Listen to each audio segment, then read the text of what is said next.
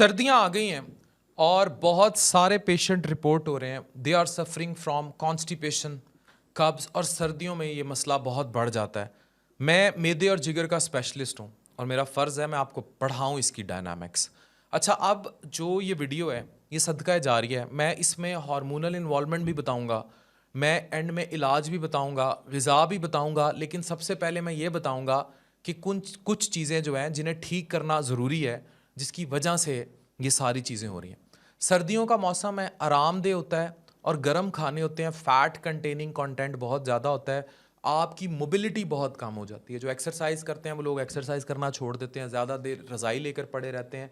जब आप मोबाइल नहीं होंगे वो कब्ज़ को प्रमोट करता है और फ़ैट वाले खाने ज़्यादा होते हैं। ये एक आम मसला है और सर्दियों में हम फ़ाइबर और ये ग़िज़ा भी कम कर देते हैं, जिसमें बल्क ज़्यादा हो या फ़ाइबर का सोर्स ज़्यादा हो तो कब्ज़ आम हो जाती है। अब कुछ पॉइंट्स डिस्कस कर लेते हैं। सबसे पहले है डिहाइड्रेशन, पानी की कमी।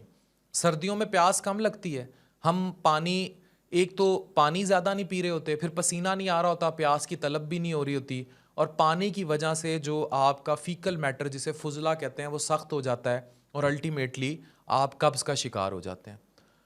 दूसरा बहुत इम्पॉर्टेंट है, ठंडे मौसम की वजह से अक्सर लोग चलने फिरने या वर्जिश से गुरेज करते हैं, गैर मुतहर्रिक तर्ज ज़िंदगी। इससे निज़ाम में इन्हज़ाम जो है वो सुस्त हो जाता है और ये कब्ज़ का बाइस बनता है। नंबर 3, फ़ाइबर की कमी। खुराक भारी, फैटी, प्रोसेस्ड, मैदे की बनी हुई या मीठी अशिया या फिर फ़ैट कंटेंट ज़्यादा, ये बाहर से जंक, पिज़्ज़े, बर्गर, पास्ता, फ़ाइबर उनमें नहीं है, कब्ज़ होगी। नंबर 4, मौसमियाती तब्दीलियाँ। अब ये पढ़ाने वाला पॉइंट है, इसको ज़रा गौर से सुने। इसमें मैंने ख़ुद भी कुछ पॉइंट्स लिख के रखे थे कि इसमें कुछ हार्मोन्स की चेंजेस आती हैं जिसकी वजह से हाजमा सुस्त पड़ता है, और ये हार्मोन्स क्या हैं इस पे मैंने बाकायदा एक रिसर्च ज़्यादा की थी। इसमें याद रखें, एक मेलाटोनिन हार्मोन है, स्लीप हार्मोन है, स्लीप वेक साइकिल को मेंटेन करता है।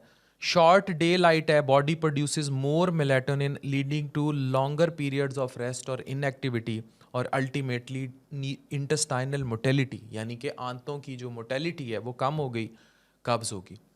दूसरा हार्मोन कॉर्टिसोल, स्ट्रेस हार्मोन है, ये भी मेटाबॉलिज्म और डाइजेशन को इफ़ेक्ट करता है। कोल्डर मंथ्स में स्ट्रेस लेवल इंक्रीज़ हो जाते हैं, और मैं पढ़ा चुका हूँ सीजनल अफेक्टिव डिसऑर्डर, ये जो आशिक निकल आते हैं, या परवीन शाकिर की शायरी, उसमें इश्क का, तसव्वुफ़ का अंसर ज़रूर बहुत ज़्यादा है, लेकिन इसमें कॉर्टिसोल हार्मोन भी इन्वॉल्व होता है, ये भी बाउल मूवमेंट को, यानी कि आंतों की मूवमेंट को इफ़ेक्ट करता है। फिर कुछ लोग थायराइड हार्मोन्स में एक्सपीरियंस माइल्ड हाइपोथायराइडिज्म। इस क्यों? बॉडी कंजर्व एनर्जी करती है in response to cold temperatures, और इसकी वजह से भी ट्रांजिट टाइम इंटेस्टाइन का कम हो जाएगा। ट्रांजिट टाइम मतलब वही जो पैसेज है फूड का, और कब्ज़ होगी। चौथा, सेरोटोनिन, मूड और गट मोटेलिटी को, लो एक्सपोजर टू सनलाइट, सूरज कम, सेरोटोनिन कम, और फिर इससे भी बावल मूवमेंट कम, and you will suffer from कब्ज़। Number 5, vasopressin, anti diuretic hormone, it regulates water retention in the body. इससे वेजोप्रेसिन कोल्ड वेदर में बढ़ जाता है, causing body to retain water, और पेशाब की आउटपुट कम हो जाती है। Less water available in intestines resulting in सख्त स्टूल एंड कब्ज़। तो ये कुछ फैक्टर्स हैं। फिर इन सारे फैक्टर से लड़ना कैसे हो मैं आगे बताता हूँ। अब हम आ जाते हैं हार्मोन्स के बाद अपने मेजर 5वें पॉइंट पर, कंफर्ट फूड्स, ज़्यादा चर्बी वाले और कम फाइबर वाले खाने, कब्ज़ का ख़तरा बढ़ जाएगा। ये वेरी क्लियर है, इस पर पहले भी बात कर चुके हैं। अब इसमें फ़ाइबर का किरदार है। अब मैं फ़ाइबर के बारे में आपको बताने जा रहा हूँ कि इसमें 2 तरह के फ़ाइबर्स हैं जो आपने अपनी बॉडी में ऐड करने हैं। सॉल्युबल फ़ाइबर्स हैं, हल पजीर फ़ाइबर्स, पानी में जज्ब करके जेल की फॉर्म में बना लें और ये फुजला को नरम करेंगे। अब इसमें बहुत बड़ी ऑप्शन, अच्छी ऑप्शन है चिया के सीड्स। ये नरिश बाय डॉक्टर नाजिश में भी अवेलेबल हैं। ये इंतहाई हाई क्वालिटी चिया सीड्स हैं, लेकिन अगर आप चाहें तो कोई और भी यूज़ कर सकते हैं, लेकिन चिया को शामिल करें। और फल और सब्जियां खाएं, जो, और फल जूसेस नहीं खाएं, मौसमी है खाएं, ग्रेप फ्रूट है उसको फाइबर की सूरत में खाएं। मुझे याद है मेरी नानी अम्मा थी, मैं जूस पिया करता था, वो ग्रेप फ्रूट छील के यूं काट के यूं अंदर से उसको फाइबर के साथ खिलाती थी काले नमक से। ज़बरदस्त, मेरे मुंह में पानी आ गया। सब्जियों को लें, दैट इज़ वेरी गुड।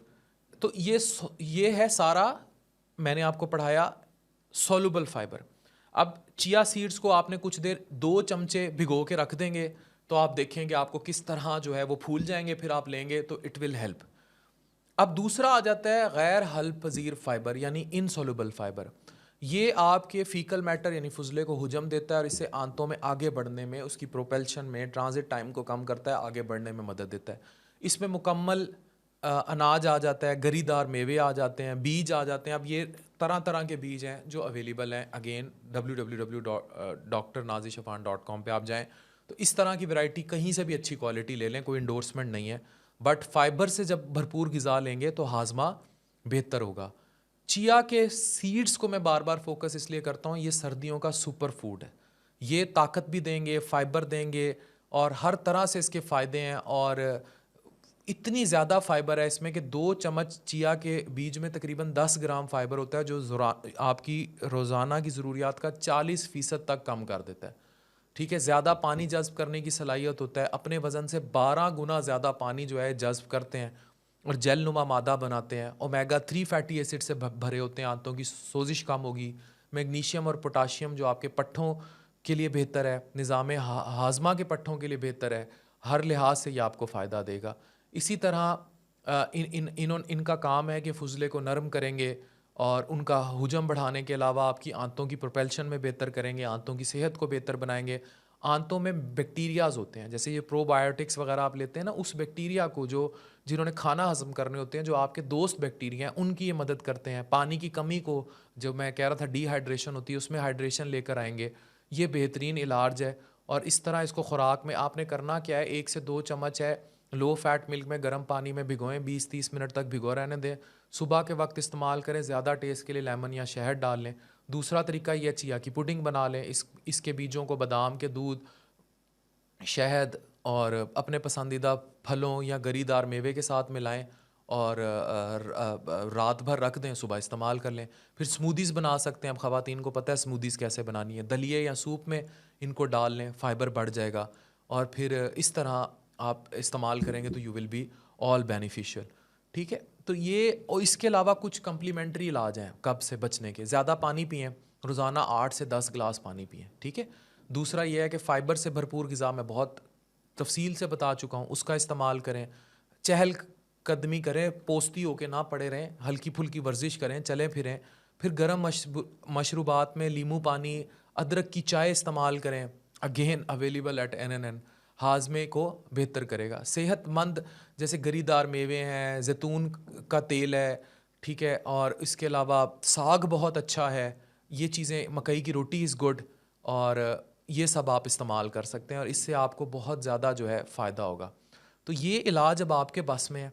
ये मैंने बड़ी डिटेल्ड रिसर्च वीडियो बनाई है ताकि आप सबका भला हो और आप सबको पता हो कि सर्दियों में किस तरह आपने ये सब इस्तेमाल करना है और आपको जो है वो बेहतरी इससे मिलेगी और you will be all well. Doctor Afan Qaiser signing of.